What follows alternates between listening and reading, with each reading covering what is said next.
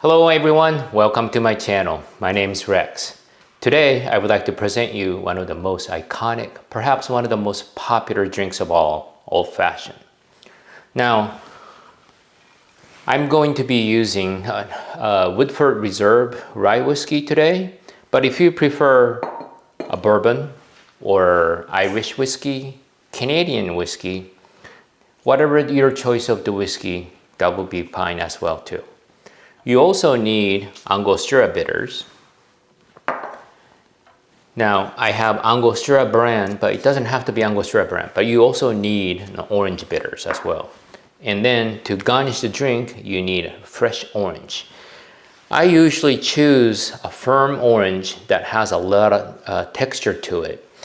You have seen some oranges that are firm or soft to touch, but it's very smooth on the skin.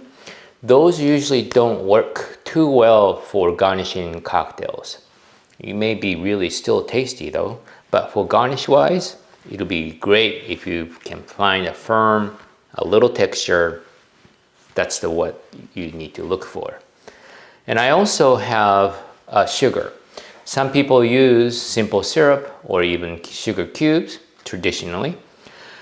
The sugar I have is a 50-50 mixture of white granulated sugar and then the brown sugar. If you have a demerara sugar, that will be even better.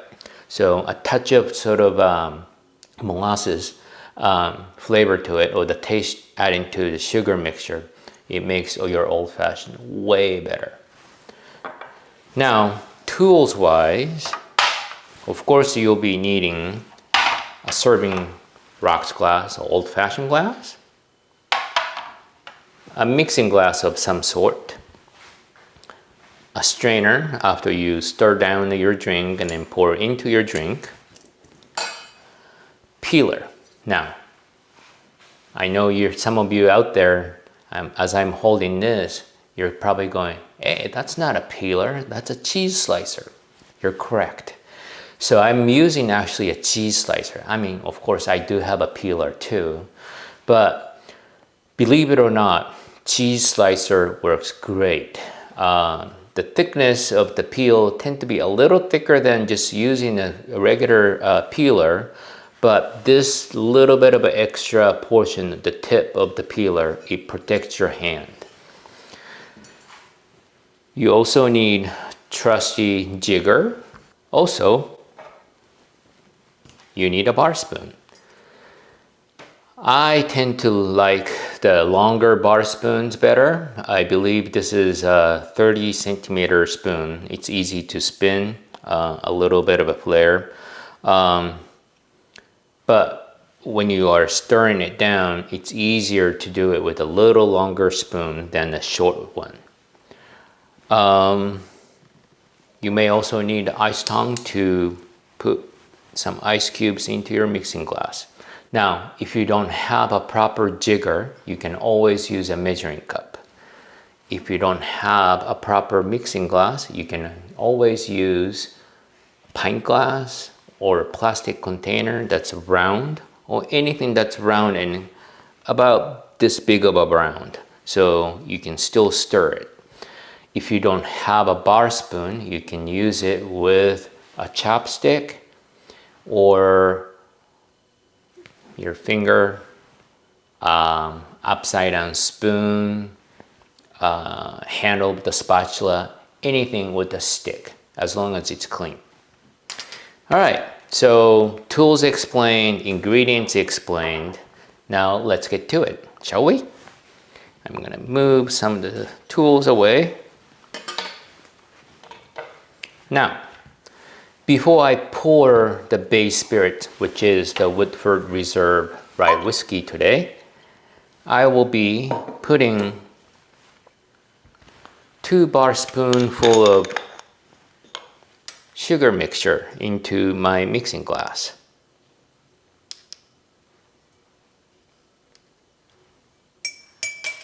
All right.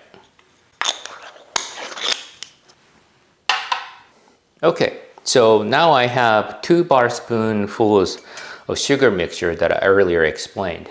Now to this, before I add any bitters, I'm actually adding 2 bar spoonful of water.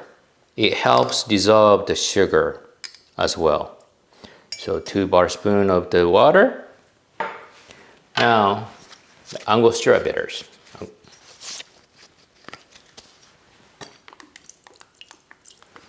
Now, 4 dashes of Angostura bitters, and then to that, you'll be adding 2 dashes of orange bitters.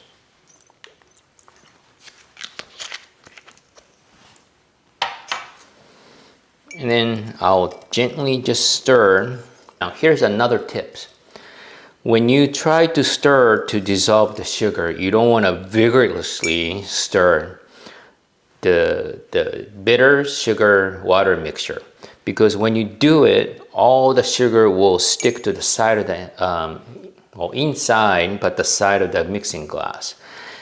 You don't want that happen. So you want to keep the sugar on the bottom of the mixing glass, but gently stir it so that you're making it dissolve.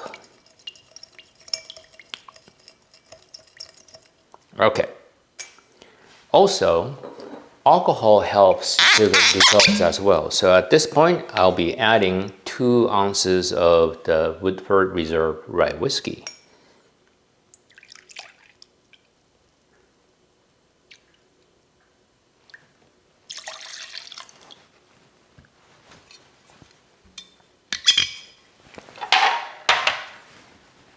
Now, I'm still stirring it down, trying to dissolve as much sugar as possible. I mean, some people prefer some leftover sugar on the bottom of the mixing glass, and as you serve it or as you pour it into a glass, they like to see some of the remaining sugar on the bottom of the glass. But I like it less of that happening. So, all right, now I don't feel much of the sugar. Okay, so I'll be adding some ice cubes to it.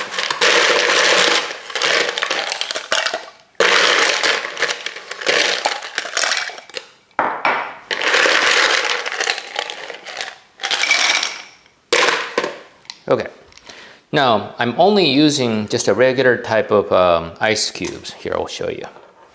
My fridge makes this little cube instead of usually a little longer, kind of like a smaller biscotti size kind of ice cubes.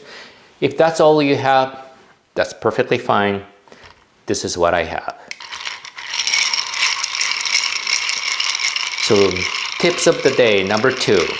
So when you're holding a mixing glass, you might want to hold it with your thumb and the middle finger, holding the bottom of the mixing glass. And then occasionally you want to touch the side of the glass with your index finger to see if it's getting chilled. And once it's getting chilled, the height of the ice will start going down, because as the ice melt together, they're instead of being on top of it, they started making a tighter formation. And also, I'm not dragging the spoon on the bottom of the glass. I'm lifting a little bit. And ideally, the sound of the stirring drink should be rather quiet. This mixing glass has a little bit of a texture inside, so it makes a little bit of an ice clinking noise. But what you don't want to hear is, here, I'll show you, this kind of a sound. So that's why you need to have the back of the spoon touching inside the mixing glass at all times. So it just entire cluster of ice move together. Okay, I think it's well diluted, well chilled already. Now,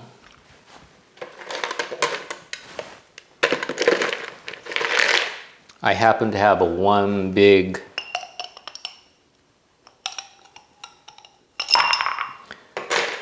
somewhat of the clear ice today, so I'll be using that.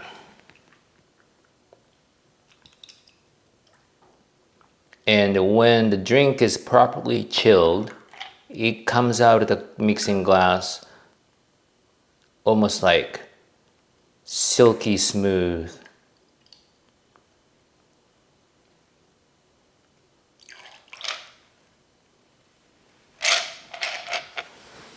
Okay, and then all I have left is just to garnish the drink. Now, when you garnish your drink, when you peel your fruit, you might want to peel it over your cocktail, because as you peel, you're already expressing some of the oil instead of somewhere around here. So I'll do it over the glass.